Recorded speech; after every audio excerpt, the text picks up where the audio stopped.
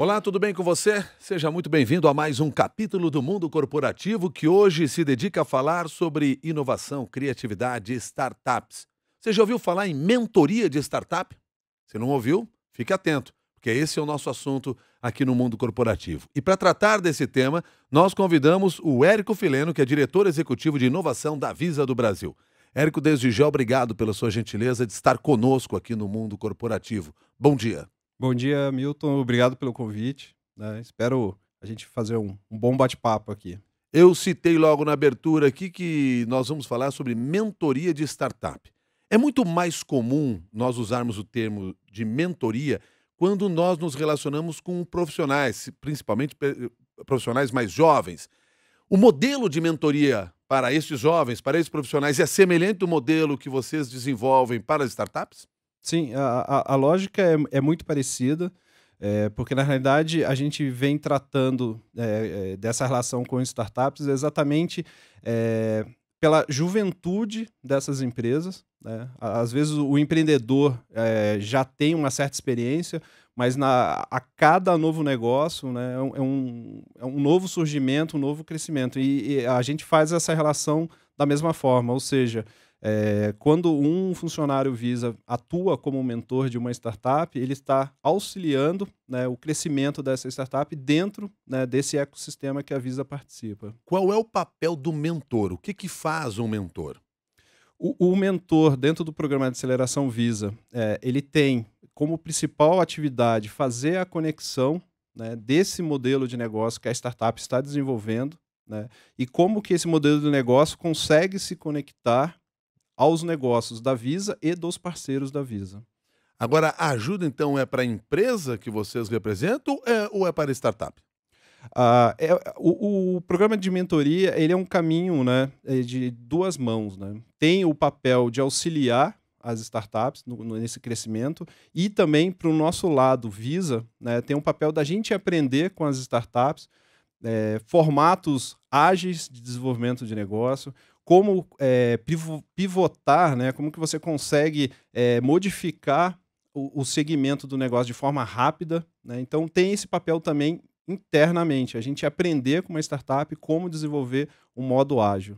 Por que uma empresa consolidada, por exemplo, como a sua, vai investir num programa como esse, que estará fortalecendo startups que necessariamente não vão prestar serviço apenas para vocês, podem inclusive prestar serviço para os concorrentes de vocês? Sim, a gente tem essa plena consciência e desde o início, né, quando a gente começou a estruturar o nosso, não só o programa de aceleração, mas toda a nossa estratégia de inovação aqui para o Brasil, a gente vem trabalhando com um conceito e prática, né, de inovação aberta, ou seja, a gente entende que todo o processo de geração de novas soluções Visa precisa estar aberto para o mercado, então a gente precisa atrair, né, exatamente esses novos players para esse ecossistema. Então, quando a gente estruturou o programa de aceleração, foi um caminho de se conectar com esses novos empreendedores digitais. Né? Então, a gente sabe que esse movimento ele precisa atrair esses empreendedores e a gente precisa também acelerar o nosso desenvolvimento. Então, o pensamento holístico de uma geração de uma nova solução faz parte do nosso dia a dia. Né? Então, a gente precisa atuar também em prol de toda a indústria de meio de pagamento. Né? Então, a gente entende que todo mundo acaba ganhando quando a gente fomenta o empreendedorismo digital aqui no Brasil. Quando vocês selecionam as startups que vão ser atendidas por esses mentores, o que vocês buscam? Quais são as características dessas empresas para elas serem selecionadas? O programa de aceleração está no segundo ano. O primeiro ano a gente aprendeu bastante e a gente continua aprendendo, né? Mas no primeiro ano a gente focou primeiro no universo de fintechs, que são as startups que geram soluções para o mercado financeiro. A gente acabou olhando um pouquinho para um mar aberto no primeiro ano. Então, a gente trouxe outras startups, não necessariamente fintechs. Para o segundo ano, a gente está focado exatamente em fintechs. Tá, mas nesse cenário, nós temos várias empresas como fintechs, que trabalham nesse setor de finanças com tecnologia. Exato. Agora, dessas empresas que vocês selecionam, o que, que vocês procuram especificamente? Por que uma é escolhida, outra não? O primeiro ponto, né, que é muito importante é a qualidade do empreendedor, né? Então, é muito importante na avaliação. Então, é realizada uma bateria de entrevistas com o empreendedor, né, principalmente para entender o histórico dele. Então, é muito importante empreendedores que já tentaram e se falharam, então é um baita ponto positivo, né? Ou seja, é um empreendedor que já tem essa casca de ter iniciado um negócio, falhou e está numa segunda, numa terceira tentativa. Um outro ponto importante da startup é estar alinhado com alguma das linhas estratégicas da Visa, né? E aí a gente internamente a gente faz esse alinhamento. Então a gente olha para pagamentos, a gente olha para investimentos, a gente olha para crédito. Então a gente vai trabalhando exatamente nas linhas de atuação da Visa. Então a gente acaba fazendo um mix entre a qualidade do empreendedor, né, o histórico do empreendedor, e se o modelo de negócio da startup que ele está tocando tem esse alinhamento com a estratégia Visa. Deixa eu ver se eu entendi bem essa ideia inicial que você nos trouxe. Um empreendedor de qualidade é um empreendedor que já errou? Sim, porque no processo de inovação, o erro ele convive diariamente conosco, né? Então, quando a gente fala em inovação, a gente precisa entender que o erro vai estar o tempo inteiro caminhando ao nosso lado, e a gente precisa sempre entender que o erro, né, a gente precisa errar logo para ser bem sucedido mais rápido ainda. Há, porém, uma necessidade de esse empreendedor que errou demonstrar como ele conseguiu administrar aquele erro? Exato. E um dos grandes pontos positivos é se ele entendeu o erro e se ele conseguiu corrigir aquilo de uma forma mais rápida ainda, né? Então, a gente analisa empreendedores que caíram, né, e conseguiram se reerguer rapidamente. Essa empresa que acabou sendo procurada, selecionada por vocês, essa startup que foi selecionada por vocês, ela tem necessariamente que apresentar um projeto mais amplo? Que requisitos existe aí para que eu convença você de me ajudar? Uhum. No nosso programa de aceleração, nós trabalhamos com duas categorias de startups. Nós temos a startup dentro que a gente chama de categoria Start, que são as iniciantes, que são startups que estão desenvolvendo o seu produto mínimo viável. Não necessariamente ela já tenha esse produto finalizado e lançado, mas já tem um modelo de negócio e está sendo testado, principalmente a adesão ao mercado, que a gente chama de market fit, e se já tem também desenhado o público, né, que está sendo atacado para resolver algum problema. Essa é basicamente a categoria Start. Se a gente olhar assim, são startups que têm menos de 2 anos de vida. E nós trabalhamos também com uma segunda categoria, que a gente chama de Growth, que são startups que aí sim já tem mais de 2 anos. Na média, elas estão com 3, 4 anos. Já tem esse produto ou serviço digital no ar, já tem cliente utilizando. Não necessariamente ela já está monetizando, ou seja, não necessariamente ela já precisa estar de forma positiva financeiramente, mas ela já tem desenhado, né, um cenário de break-even, ou seja, se é daqui a 2, 3 anos que ela vai conseguir esse equilíbrio financeiro. Então a gente trabalha exatamente com essas duas categorias, né? A Growth, essas um pouco mais maduras, e as iniciantes, que é a categoria Start. Você falou de 2 conceitos aqui que eu queria que você me ajudasse a entender a diferença. Porque você falou em mentoria, mas também fala em aceleração. São coisas diferentes?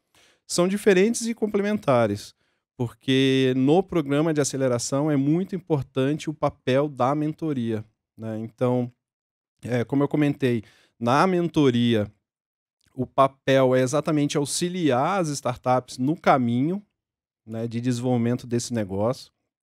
E a ajuda, né, a ajuda que acontece nesse caminho é muito mais apresentar como que o negócio que o empreendedor está desenvolvendo se conecta aos negócios Visa ou dos parceiros.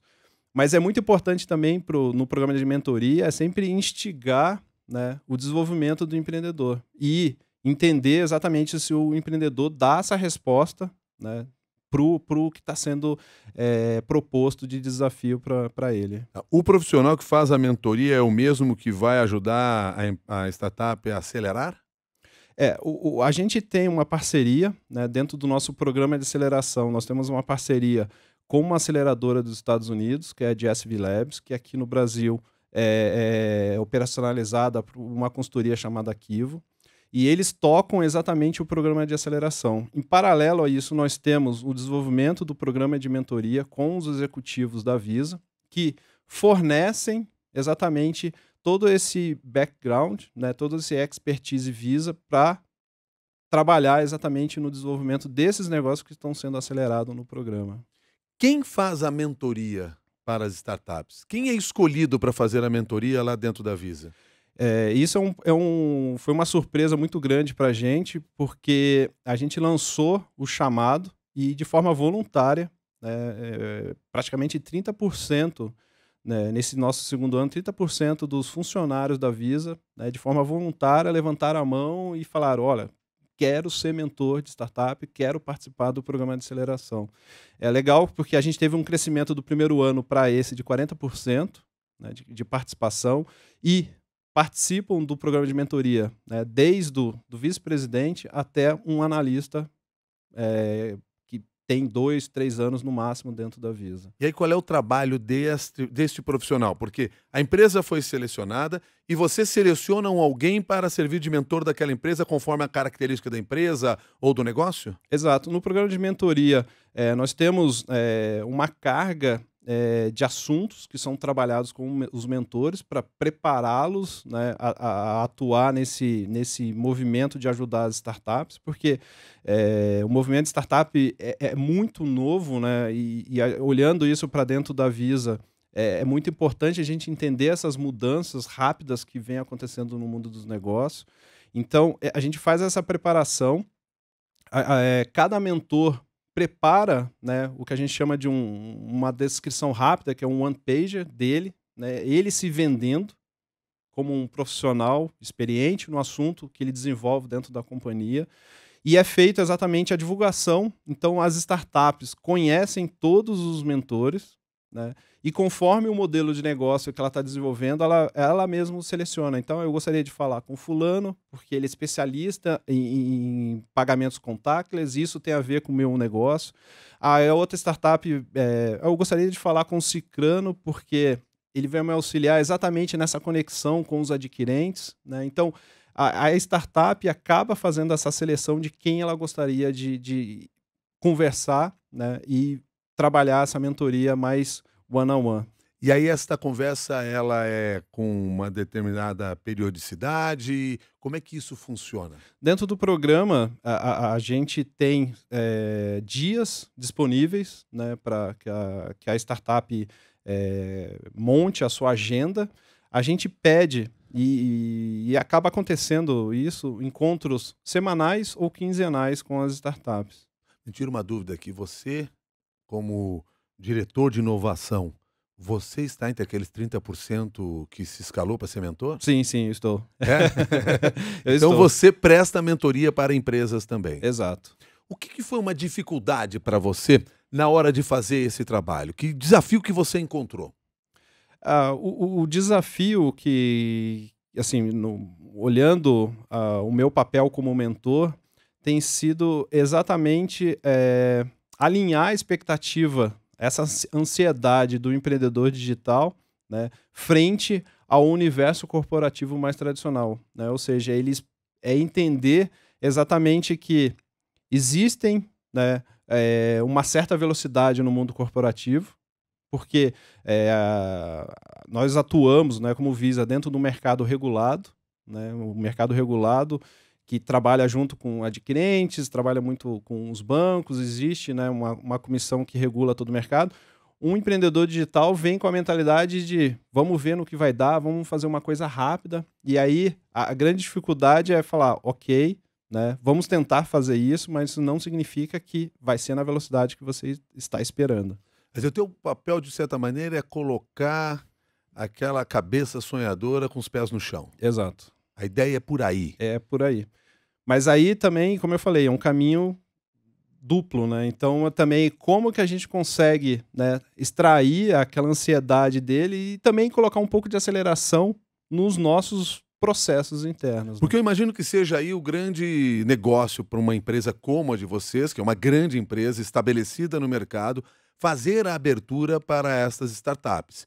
Porque ficou muito claro que as startups são muito mais ágeis hoje em dia, têm ganhado espaço nesse mercado e as grandes corporações precisam estar atentas a esse movimento. Vocês estão abrindo a porta para que essa inovação venha para dentro do ambiente de vocês. Exato, é bem isso. O conceito de inovação aberta é exatamente essa. A gente abre a porta, né, e a gente faz o convite. Só que para fazer o convite, a gente precisa mostrar que aqui dentro, né, da companhia, a gente tem um cenário favorável a recebê-las, né, dentro dessa nossa estrutura, né? Não significa simplesmente abrir, porque senão a startup vem e percebe que não há uma conexão, a empresa realmente não está aberta, mas a gente fez esse trabalho de casa, né? Então a gente preparou esse universo de inovação aberta. Além, né, uma coisa que a gente sempre cita, né, são várias ações. Por exemplo, a gente tem um programa de APIs, né, que são um formato mais ágil de conexão com as tecnologias. Então,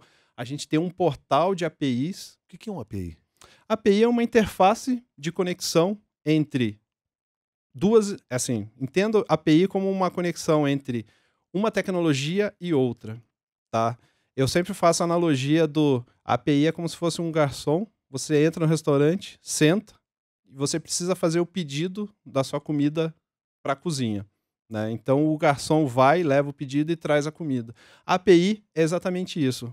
É um formato mais ágil de conexão, por exemplo, entre a tecnologia Visa e uma tecnologia de um banco. Então, quando a gente conecta essas duas centrais de tecnologia, ela vai no formato de API.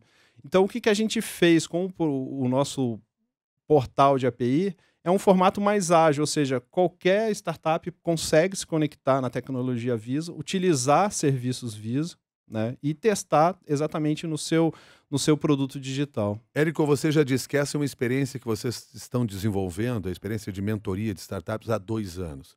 Hoje já é possível medir um pouco os resultados desse trabalho? Sim, sim.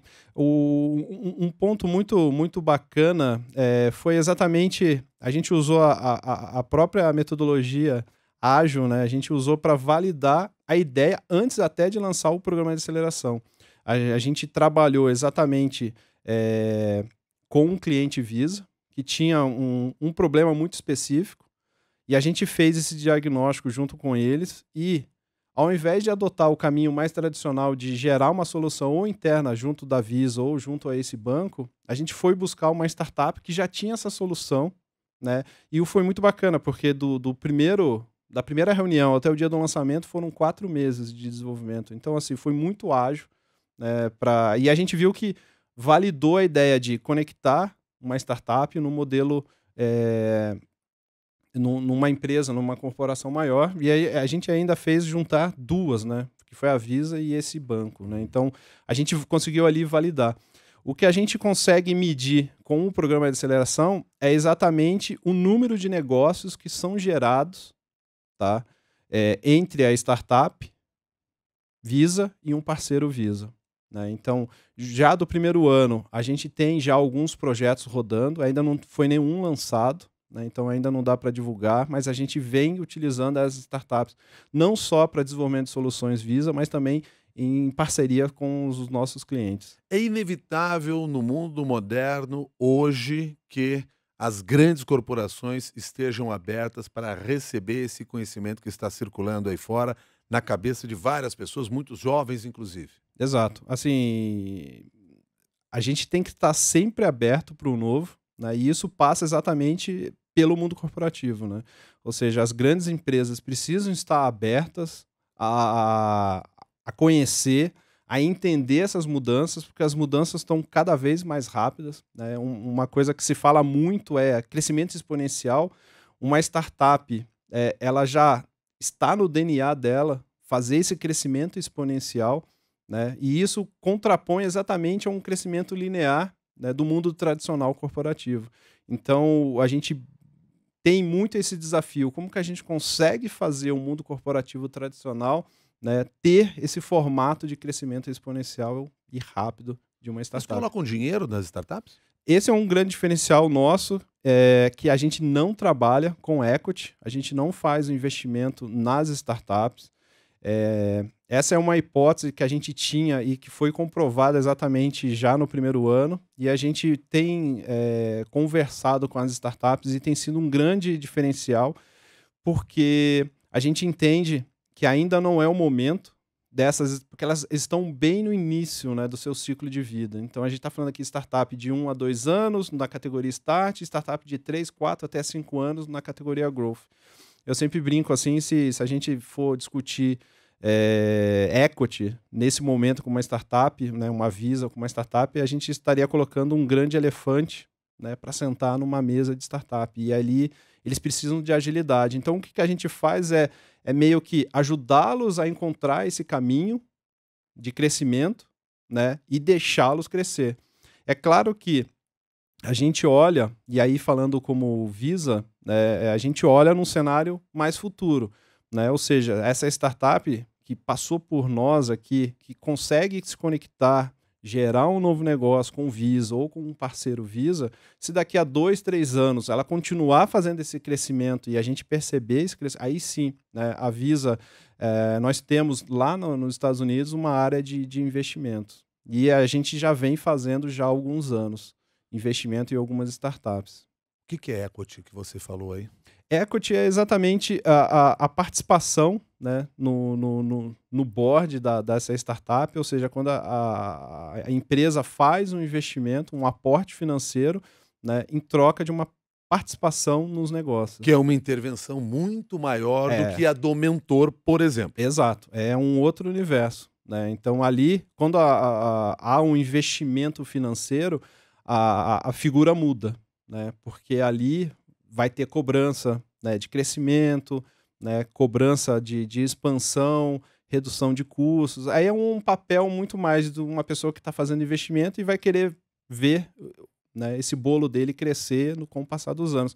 O mentor não, né? O mentor ele tem muito mais um papel de um amigo, um irmão mais velho, que tem alguns conhecimentos que essa startup não tem e vai auxiliá-los nesse caminho. Todo executivo pode ser um mentor? Sim, todo executivo. E isso é uma coisa que a gente vem trabalhando muito forte dentro da Visa, porque a gente ouviu no começo, por exemplo, eu nunca trabalhei com startup, eu não tenho conhecimento de tecnologia. Mas a gente procura nesse programa exatamente mostrar que um mentor, todo mundo tem as suas qualidades, né? Todo mundo tem uma história de vida. E o que é muito importante passar para essa startup são essas histórias de vida, né? As cabeçadas que a gente já deu nessa vida, mostrá-los para eles, né? Falar, olha, fiz assim, aconteceu dessa forma, né? E aí a startup vai exatamente fazendo esse entendimento e vai trilhando o seu caminho. Então, assim, qualquer executivo pode ser mentor de uma outra startup. Qualquer executivo pode ser mentor de uma startup. Agora, para ser mentor, ele tem que ter uma preparação específica?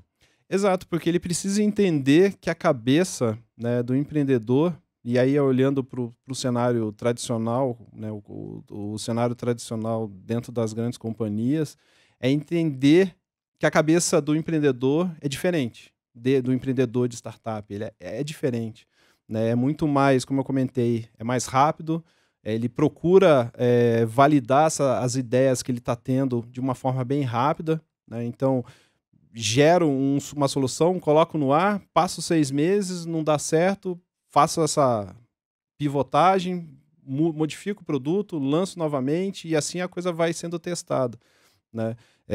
Dentro do cenário corporativo é um pouco diferente, né? Porque como a gente precisa ter uma assertividade maior, né? Então a questão do erro, a discussão, né, se eu vou errar sim ou não, é um outro cenário, né? Então, assim, quando ele vai fazer essa mentoria, ele precisa entender exatamente, né? Então, por mais que, como a gente comentou, o mentor é uma pessoa mais experiente, né, em certos assuntos, ele precisa estar no mesmo nível, né? Como se ele desce e senta junto com o empreendedor e discute. Erros e acertos comuns de empreendedores que estão à frente de startups.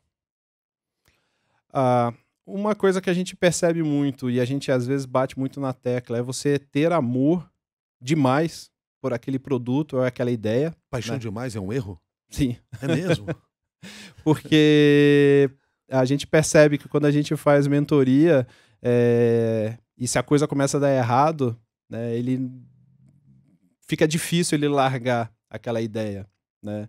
Ele não consegue superar aquilo e pensar de uma outra forma rápida como que eu consigo resolver aquele problema. Então a gente percebe muito em mentorias assim, quando a gente fala, olha, não é bem assim, você já tentou dessa forma? Não, não, não, eu tenho certeza que a coisa vai assim, né? Então ele vai persistindo naquele caminho e mesmo que os erros vão aparecendo, né? Ele vai tentando, vai continuar tentando ali, né? Então é bem engraçado, né, a gente falar sobre isso, porque a gente comenta muito isso, né? Ter a paixão, né? Mas você tem que ter aquele certo distanciamento. Se a ideia não der certo, descarte aquela ideia, gere uma outra ideia e aí vai testar uma nova ideia. Tem que gostar do negócio, mas tem que ter frieza para tratar dele. Exato. Até a ponto de decidir o seguinte: não é esse o Não caminho. é isso. Abandona e começa Abandona e outro. começa outro.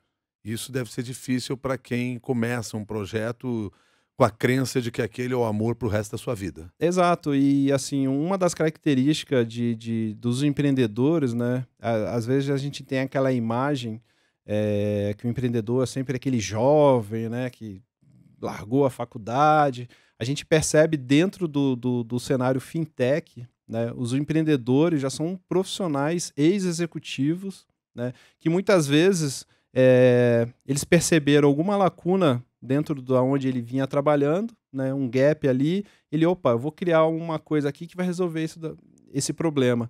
E aí ele sai daquele cenário que ele vinha trabalhando, um cenário, de certa forma, mais confortável, e quer empreender.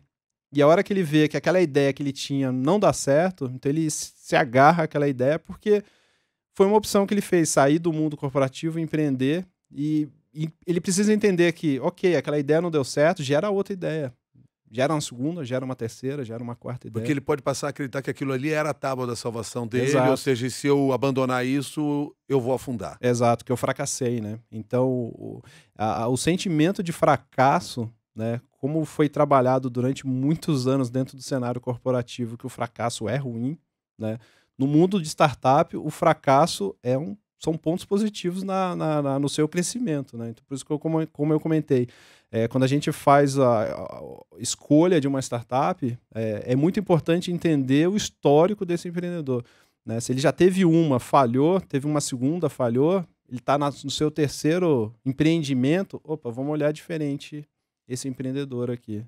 Vocês têm na Visa um ambiente de trabalho no qual essas empresas atuam junto ou em conjunto? Ou esse trabalho das startups é cada um no seu lugar, cada um no seu ambiente? Então, há 2 anos atrás, quando a gente começou esse trabalho de inovação aqui na Visa do Brasil, a gente abriu que é o São Paulo Innovation Studio, né, que é o nosso centro de inovação, que ele compõe uma rede de outros 10 centros de inovações da Visa, que tem espalhado pelo mundo afora.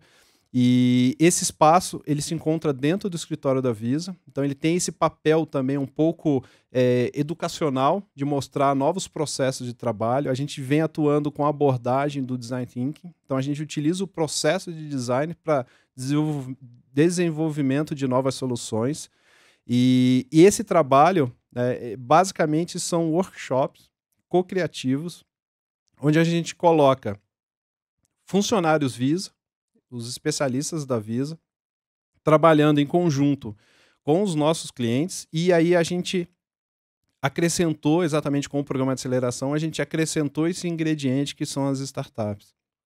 Então, a gente faz esse diagnóstico junto com os nossos clientes de problemas, né, desafios, e a gente traz para dentro de casa, e aí de forma colaborativa a gente gera essas soluções.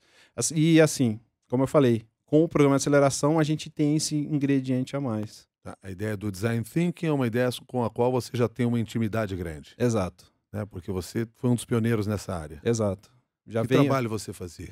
Então, antes de chegar na Visa, eu já vinha atuando como consultor de design. Perdão, você está há quanto tempo na Visa? 2 anos e meio. Tá bom.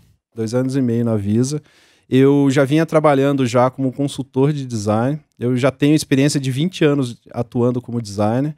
E aí a jornada foi bem interessante porque há 20 anos atrás, aqui no Brasil, um designer ele tinha uma atuação muito mais, o que a gente brinca, mais superficial, né? Ele tinha o papel de desenvolver produtos físicos e, no meu caso, eu atuava exatamente no desenvolvimento de interfaces digitais, né?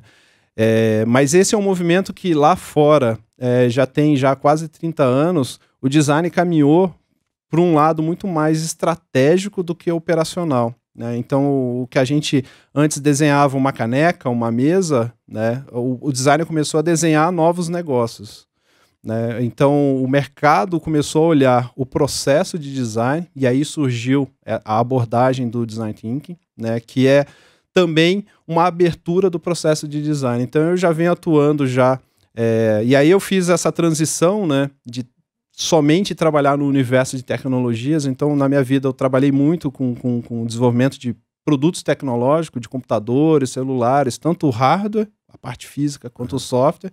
Mas nos últimos 8 anos, o Design Thinking chegou no Brasil, no mundo corporativo, e aí eu comecei a atuar dando consultoria para bancos, seguradoras, né, hospitais, né, e aí a gente hoje começa a falar que aqui no Brasil o design já subiu esse outro degrauzinho aí, que agora o design começa a ser olhado, né, visto como estratégico, e aí a gente vem trabalhando, né, exatamente na implantação desse processo de design, aí no caso dentro da Visa. Então, todo o centro de inovação da Visa trabalha com a abordagem do design, né, que é o design centrado no ser humano, ou seja, a gente precisa desenvolver um novo negócio focado, direcionado para o consumidor final, né? Então, é um desafio grande. Eu brinco lá dentro da Visa, a Visa é uma empresa B2B, né, mas a gente precisa fazer esse caminho B2B2C, né, para trabalhar exatamente o desenvolvimento de novas soluções para o consumidor final. Esse programa de mentoria é um programa global? A Visa tem um programa global de mentoria, mas específico com startup, e nós estamos sendo pioneiro aqui no Brasil, né? Não tem nesse formato de mentoria com startup em outros centros de inovação da Visa. Bom, então vocês estão sendo inovadores aqui no Brasil. Exato. Nesse ponto. Exato. Também. E assim, é um ponto positivo também, né? Porque nós atuamos num cenário bastante rico, né? O Brasil, nos últimos anos, né, o mercado de startup vem ganhando uma certa maturidade, tanto é que acaba se refletindo nas notícias quase que diárias de startups recebendo investimentos, e aí o ticket médio de investimento vem crescendo ano a ano, e um ponto positivo é que fundos de investimentos de fora, né, vem olhando exatamente as startups brasileiras com um olhar muito mais positivo. É claro, a gente tem um mercado potencial muito grande, né? E se a gente olhar números de pessoas, né, que têm celulares, né, a quantidade de pessoas que têm acesso à internet, então muitas startups olham o mercado brasileiro como um grande ambiente de teste e crescimento, né? Apenas para fechar essa nossa conversa, uma startup que tenha passado por um programa de mentoria aumenta seu potencial? Aumenta. Porque ela acaba exatamente conhecendo, né, o ecossistema da Visa por completo, né? Como eu comentei, nós temos profissionais de diferentes níveis, de diferentes áreas dentro da Visa, né? Então ela acaba ampliando, né, o campo de atuação dela. E a gente percebe isso, né, nas conversas com a startup, que às vezes ela não estava olhando o problema por aquela ótica, e ao conversar com o mentor, que levanta muitos questionamentos, né, faz ele repensar o próprio produto digital dele. Então ele começa a olhar aquele problema por óticas diferentes. Érico Fileno, Muito obrigado pela sua gentileza de estar conosco aqui no Mundo Corporativo, ter trazido aqui parte deste seu conhecimento e da experiência que vocês desenvolvem lá na empresa nessa área de mentoria de startup. Muito obrigado e até uma nova oportunidade. Ok, obrigado, Milton. O Érico Fileno é diretor executivo de inovação da Visa do Brasil, conversou conosco aqui no Mundo Corporativo. E já que nós estamos falando aqui de conhecimento, cocriação, eu deixo o convite mais uma vez para você participar desta ideia. Entre no nosso grupo de discussões no LinkedIn, Grupo de Discussões Mundo Corporativo da CBN. Você se inscreve, é de graça, e lá você pode publicar o seu conhecimento, o seu artigo, a sua ideia, para que outras pessoas também tenham acesso a tudo isso. E lá, claro, você também pode buscar o conhecimento das outras pessoas.